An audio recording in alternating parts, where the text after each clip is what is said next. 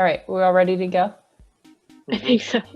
Okay, so these questions predominantly pertain to chapter 16, but then there were also some random questions in the Kahoot quiz database, which is any question that's been submitted by any user ever. So we got a fun random little collection of things. It's just under 30 questions long, and there's like 20 seconds to answer each. So I think we're gonna blaze through this pretty quick. And the way that this is set up is that you get points for answering correctly, and you get more points if you answer very quickly. So at the end, the person with the most points wins. Okay.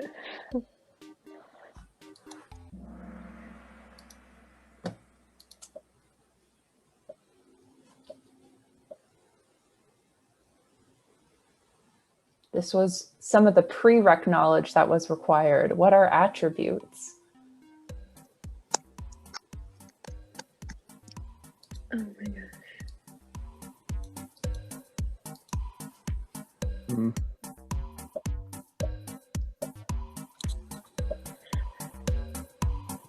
It's gonna let me just switch over to my computer. Oh yeah, do you want us to wait for that before moving on? No. It's all right. I'll just be slow until I get to my computer.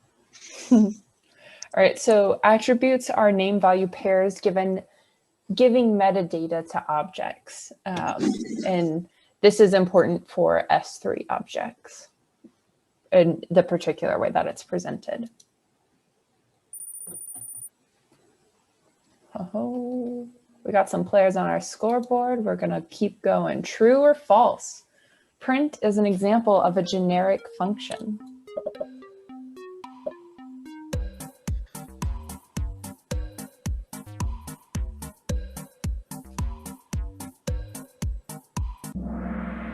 True, and everybody got that.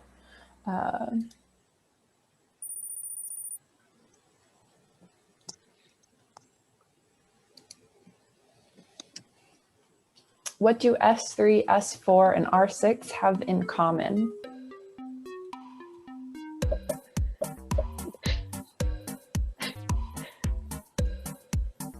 I like the green answer.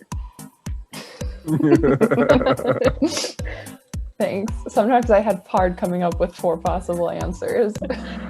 Promise you have done enough of this. I was tempted to go for the green one. Right? But yeah, so they're object-oriented systems. Everybody got that.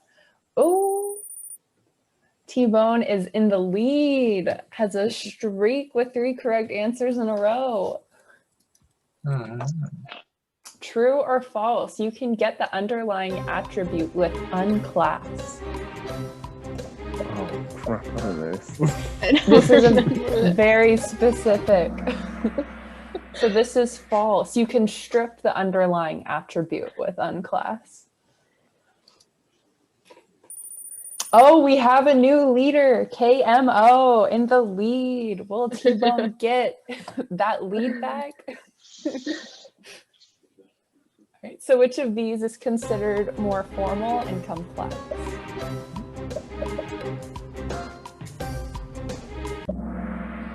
S4 objects are considered more formal and complex. Oh. KMO lost the lead. Oh no. Come on. All right, so this OOS is ideal when working with a team of people who have a lot of resources and are hoping to build something big like bioconductor.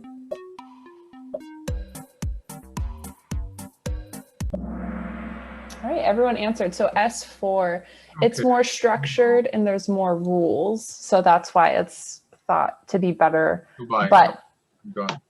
you needed a lot of resources because it takes a lot to get it up and running.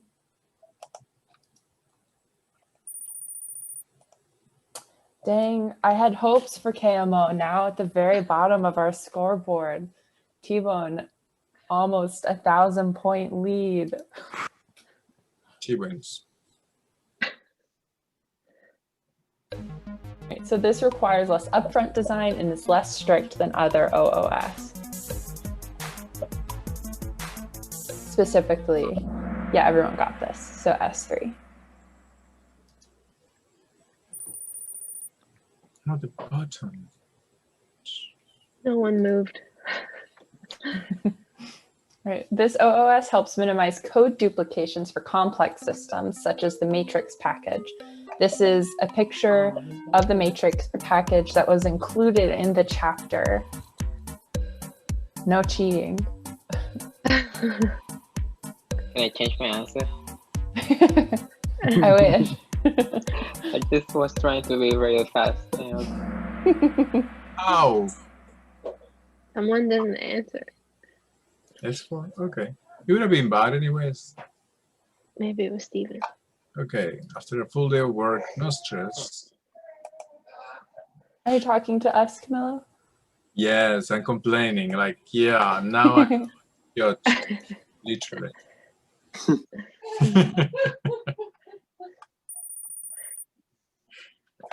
Ooh, Tbone's lead is still pretty big, but it's getting smaller.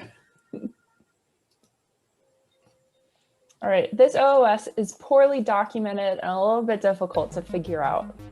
Oh. Oh, wait. This is a tricky one. Dang. Dang. Oh, Nobody got it. Yeah, so Hadley compares the documentation between S3 and S4 and says that R6 is pretty well documented, but S3 and S4 are kind of documented in different places, and it's kind of a mess. So our scoreboard did not change on that round. Right, so this is the OOS that Hadley recommends you use by default.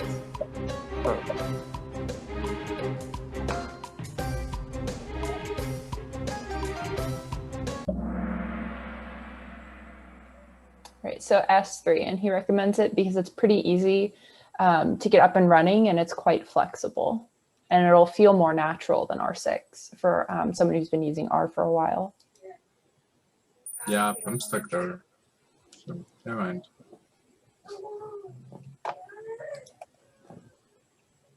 right, this OOS is built on encapsulated objects rather than generic functions.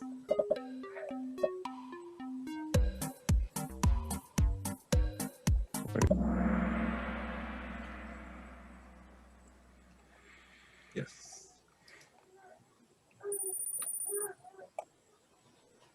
I can't even get close. I'm getting further away. Yeah. My scoreboard hasn't changed in a hot minute. All right, so R6 objects can be modified in place, true or false? Ooh. I'll play on my phone just because it can be faster. I'm playing like on my second monitor. Okay, guys, goodbye. That's it. Yeah, so this is one of the things that sets R6 objects apart from S3 and S4 is that it can be modified in place versus this isn't allowed for S3 or S4. August is on a streak with 3 correct answers in a row. Step it up, everyone. All right, next question. These kinds of objects live in the global namespace. Oh. All right, no, this is these types of systems.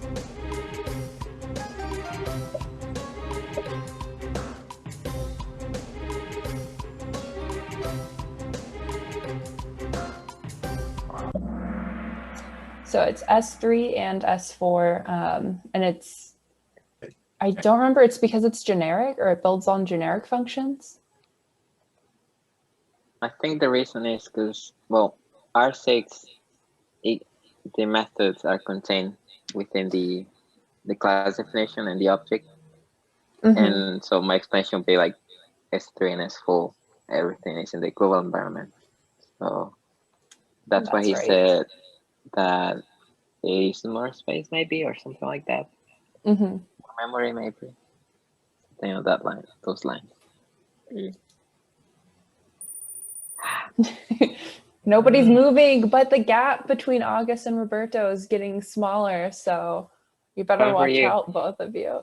All right, so which function works well with data analysis, i.e. they let you do the same thing to many different objects?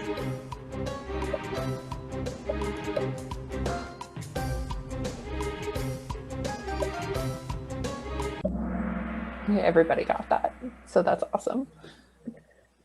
Yeah, so generic functions. Oh. 4 players just hit an answer streak. All right, true or false? S3 and S4 objects can be referred to using a $sign.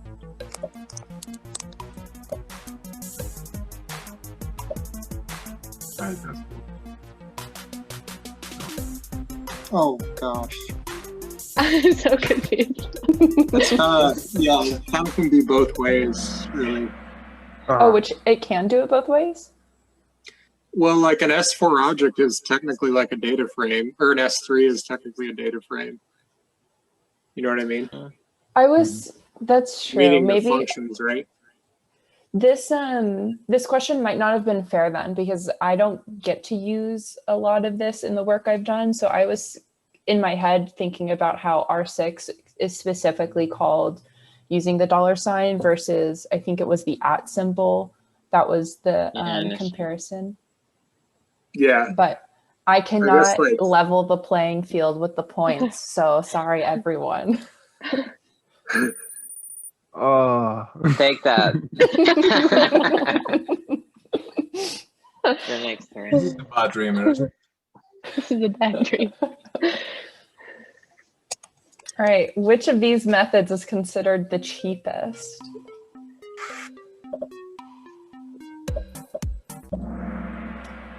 Everyone was very fast with that. With the wrong answer. I'm sleeping, and this is one of those dreams in which you show up to the exam. Right, but like this is lower stakes, right? You're not taking a final. You're just getting some internet points. Okay, true or false? A generic is a function that will dispatch differently based on the class it is applied to.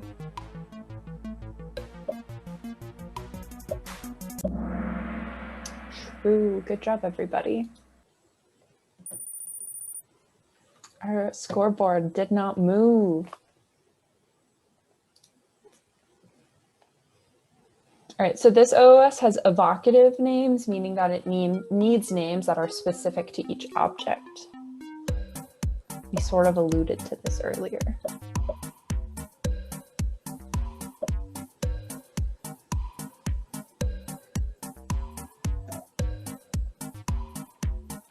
Specific to each object. Yeah, so this is R6 was the answer to this, and it's because it doesn't exist in the global namespace that it needs specific naming. Does that make sense? Yeah. Yeah, like he has the example with the plot, I think. That he had like you create a plot of land or plot something or plot a crime. Mm-hmm. Go there. All right, next question. Which allows you to deal with the threading state or to thread a modified object all the way back to where it lives? They give away here is the word modified.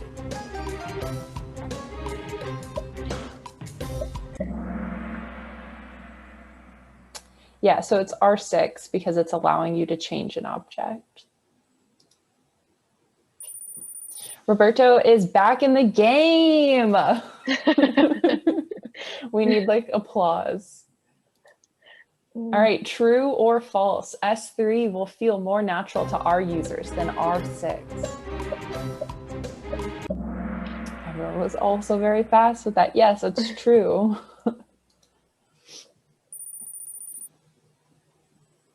Oh, you're gaining on Tbone. The real question is who's going to come out victorious in the end. 20 out of 28 questions. All right, this OOS allows method chaining, making the pipe less important.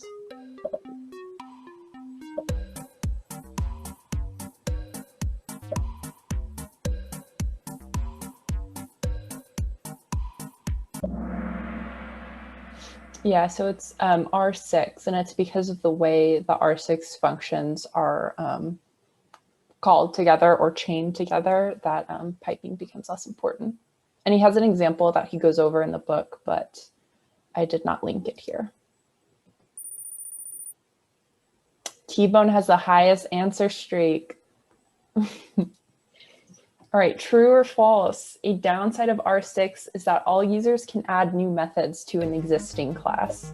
This is specifically what Hadley would view as a downside, according to the book.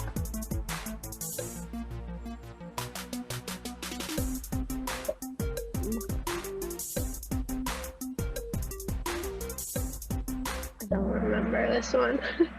Yeah, so he specifically thinks this is a positive, that all users can create new methods. But if you're trying to create something that's very structured or formal, that could be a downside. But if that's the case, an S4 system might be more appropriate.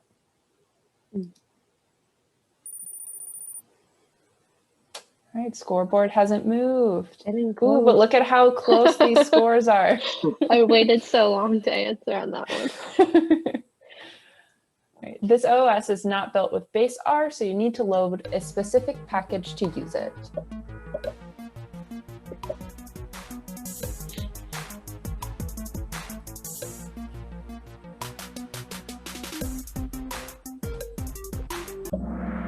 Okay, so that's R6.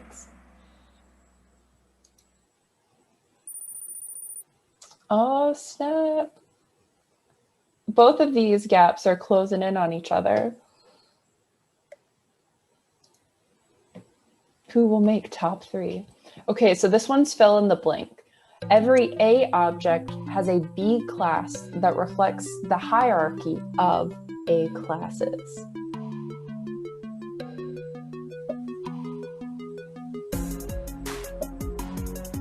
Another way to think of this is which of these has another OOS kind of built into it.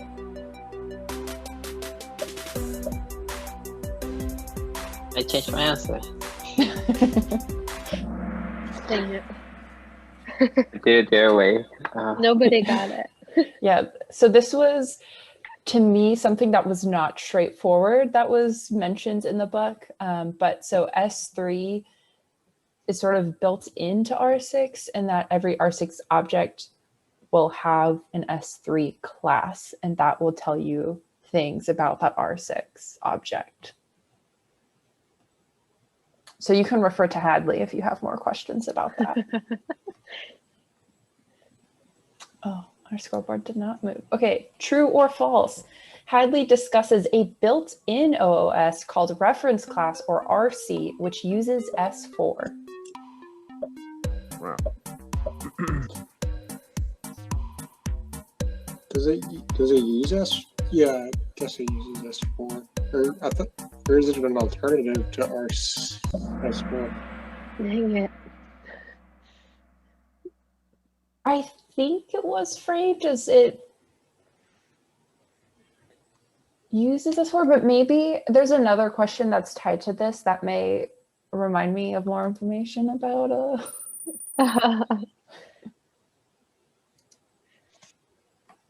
All right, so Hadley prefers R6 to the reference class we were just talking about for many reasons, including R6 documentation and speed. Everybody got that. It is true. So he talks about a lot of reasons, but documentation and speed seem to be what stood out as factors when he was talking about all of the types of operating, object-oriented operating systems. All right. Ooh, this gap here is so small now. We only have got 2 questions left. The pressure is on. All right, so what is RStudio? This is RC objects are a special type of S4. Cool. So your question was right. Yes, all right. That was fun. That was fun. So, have you guys played the Jackbox? Yeah. games? Yeah, it's like a similar kind of, you log on your phone. Yeah. That's cool. So That's yeah, pretty that's fun. what I am also doing for my TA class, or the class I'm TAing this semester. Nice. What class is that? Microbiology for nurses. Hmm. Nice. Cool. The keyboard is bad. Used to do it for chemistry, I think. Oh yeah. Yeah. I feel like it would, given chemistry is not something that comes naturally to me, but I feel like it would be hard to make that really engaging with chemistry. Just because so much of it is look at the structure. Well, it depends because it was general chemistry. So when you start with nomenclature, like naming compounds, so like that's the best one because then they will trick you very easily. It's like, oh no, that's not called dehy something. It has a special name. Yeah. Yeah.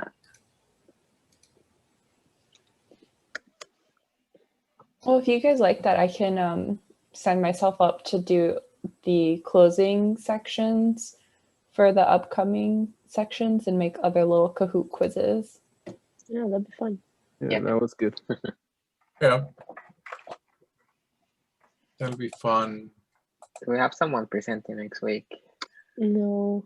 Oh, what's the Meta Programming, Chapter 17. I will share the link to sign up in the chat. To me, the meta programming thing just sounds like so wow. New. Yeah. Yeah, I I saw think I want to do something 18. in the like Slack channel about meta programming being like programming a program to like write code for you. Like, as an example. I guess that's the same idea with function factories, maybe, that you have something that creates something else for you. And let's see.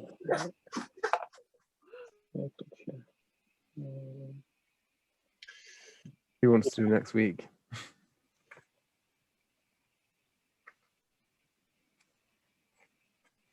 I will do 18. I would really prefer to not do next week.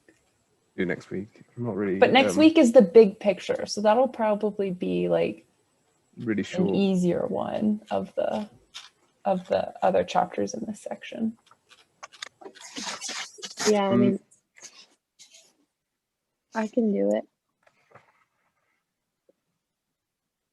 Thank you. Tbone. That's your prize for winning.